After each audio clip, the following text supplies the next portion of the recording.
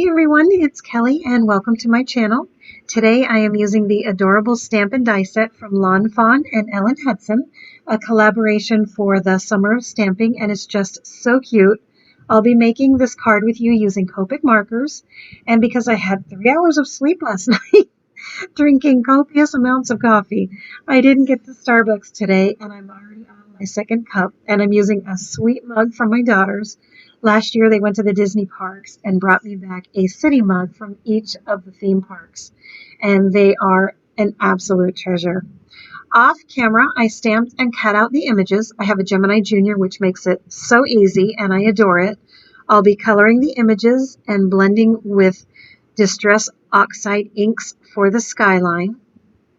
This card is a slimline, and the die is also from Fawn. And because I like to have a direction and the card planned out, I decide the card base color, like maybe this one, and then I try to match the inks to the color of the cardstock. And the first thing that I want to do is to work on the skyline, so let's jump right in. I'm speeding this up since we've seen and done a lot of blending. I'm going green, and I'm using a junk mail envelope and repurposing it. I started out with faded jeans, and I'm giving it a light base coat. I'll go back over it later and darken that up, and I'm going to blend in some salty ocean. It seemed a little too bright for the nighttime sky, and I wasn't sure if this is going to be a day card or a nighttime card. So I darken it up with a little more faded jeans, and I add in some black soot. I am using the Tim Holtz mini blending tool for this because I'm blending and pouncing the ink. And when doing this technique using something like a blender brush, you risk the handle snapping. So I needed something that was super durable. For the cute critters, I'm making sure that I have a complete set. I actually have some duplicates in here. I am in love with the little hedgehog. I think he's definitely my favorite. And it looks like everybody's here for the party.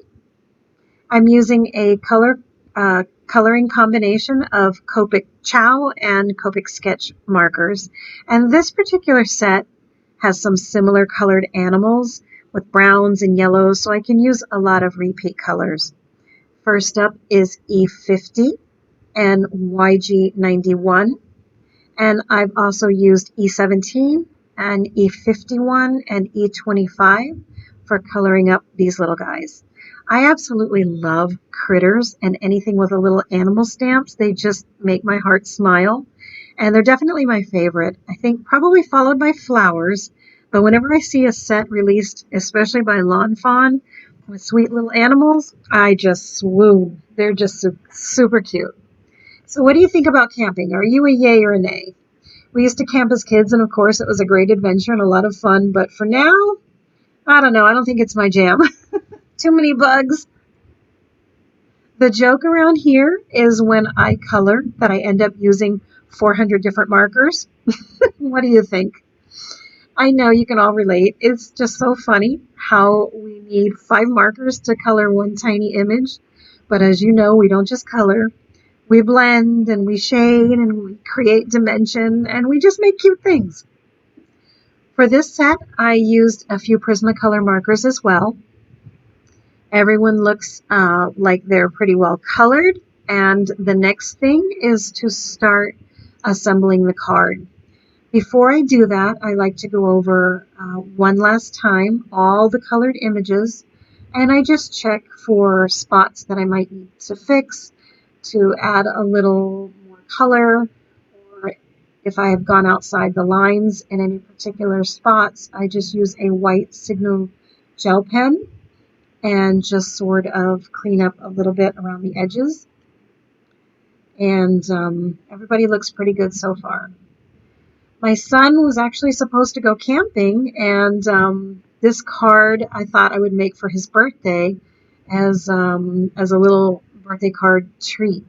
Oh, here's a perfect example. I didn't color the stick, just the marshmallow. And yes, in case you're wondering, it is colored dark gray in that one corner. I love charred marshmallows. I like putting them on the stick and roasting them, and the little charred part and the yummy molten inside. Oh, just delicious. Yes, I've gone camping with my kids when they were Girl Scouts and my son's Boy Scout troop, but I don't mind the outdoors. I really love being outside and an outdoors person by nature, but it's the bugs that do it for me. I just rather not. Ew. I wanted to take a minute or two to slow this part down to show you how more or less the crazy part of my card making brain works when it comes to choosing a cardstock color. It can sometimes take me a good 5 minutes to select a color of cardstock. No joke. I think and then overthink, and it's just like, okay, Kelly, come on, pick one. I settled on 5 colors of green for this particular card, which was from Gina K Designs to My Favorite Things, and I finally settled on a Fun Stamper's Journey Limeade Splash. And because honestly, mostly the color looked a little more whimsical, and I was going for a fun camping look. And even though it may end up being nighttime, the grass will still be green. And here's how I'm going to show you how I solved my slimline grass line with just a single short die. I have 2 smaller dies that will do the trick with a little engineering. If you don't have a long slimline die, no problem. My philosophy is use what you have until you get what you need. So I've cut out another panel the exact same size as the card base, but I'm actually only going to use half of it. I line up die number 1, and then I just eyeball it more or less where the 2 dies are going to meet and continue into a longer line. I know from previous experience that these don't line up perfectly, but that's okay. We'll just roll with it because in the end, the top may even get filled up with the camping critters and the design that goes on the top. So with this particular style of card, I think I might be able to just get away with it. The first thing I do for the slimline grass is I run it through my Gemini Junior. As I mentioned, it's definitely one of my favorite tools, but it is super loud. And sometimes I make cards and I craft when my whole house is asleep. And it could be 2 a.m. and you'll just hear it in where the area where I craft just chugging along. Well, like I tell my kids, that's what your AirPods are for. Okay, for die number 1, because I didn't want to double cut the cardstock, die number 2, I'm adding a thick piece of folded paper, which should hopefully stop it from cutting through. And it does. I lined it up only so that the 2 ends will meet and continue on the top line of the cardstock. I know, clear as mud, right? It's basically like a roadblock. Here's the cut grass and also the nighttime with little stars in the sky. I used a simple white paint to splatter, and I knew it was going to dry overnight or for at least a couple of hours, so I did that off camera. And the grass border, I'm actually using the side not stitched because it ended up being a better fit. There was a teeny tiny bump at the top, and I just rounded that out with scissors, and I'm gluing it with some adhesive because I want this to be ready to stick down over liquid Tombow, and I needed it to be dry on the spot with no wait time and ready to add straight to the card base. And in the end, I went with a white card base because the card looked busy enough with the blues and the greens, and I really liked the contrast. I am scoring this at the 4-inch mark, which will give this the base a little bit of a tiny border because I believe the slimline die, if I remember, is 8.5 inches by 3.5 inches, and I can always trim down any excess cardstock. I'm going to be popping up the images on foam, so I use the wheel. I call it that because my son used to drive this around the house like a big wheel. It gets the job done, and once all the images have foam on the back, I just sort of play around with where they may go and build up the camping scene. This usually takes me moving them around a few times, and since the hedgehog is my very favorite, he will get the burnt marshmallow. This is one super cute campfire. It has chocolate and s'mores. Sounds super yummy, right? The hedgehog will get the s'mores. I'm sorry, the fox will get the s'mores. The owl will get the chocolate bar. And the hedgehog has the marshmallow, so everybody has something. This looks pretty complete, so I'll start placing down the foam.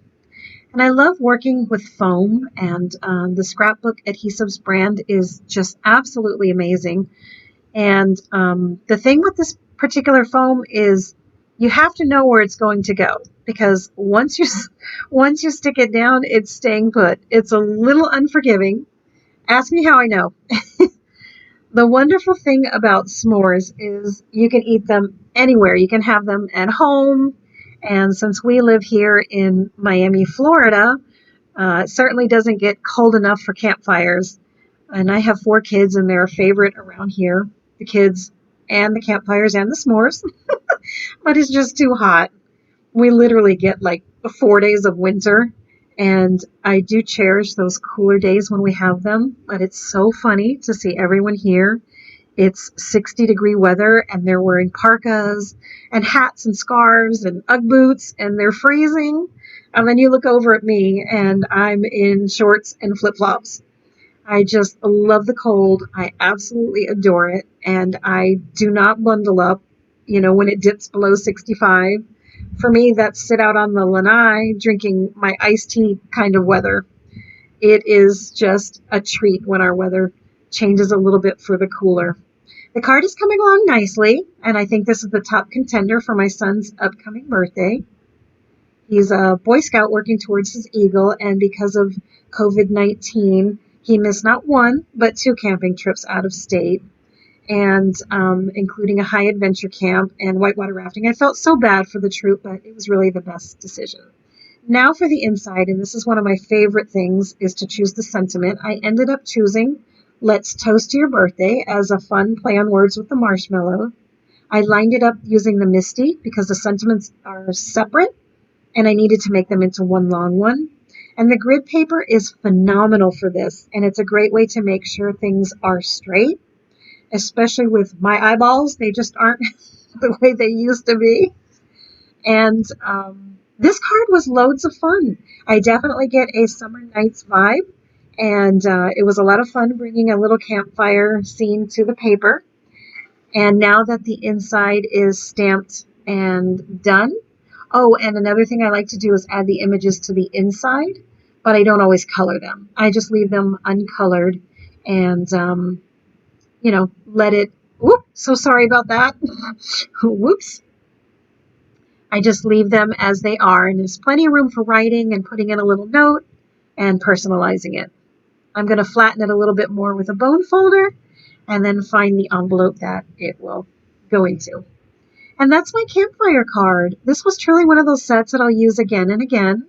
And it's great for mixing and matching and creating different scenes, and maybe add some trees, either hand draw them or stamp them in.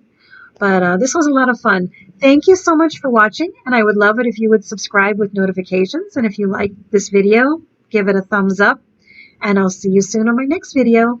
Take care. Stay safe. Bye-bye.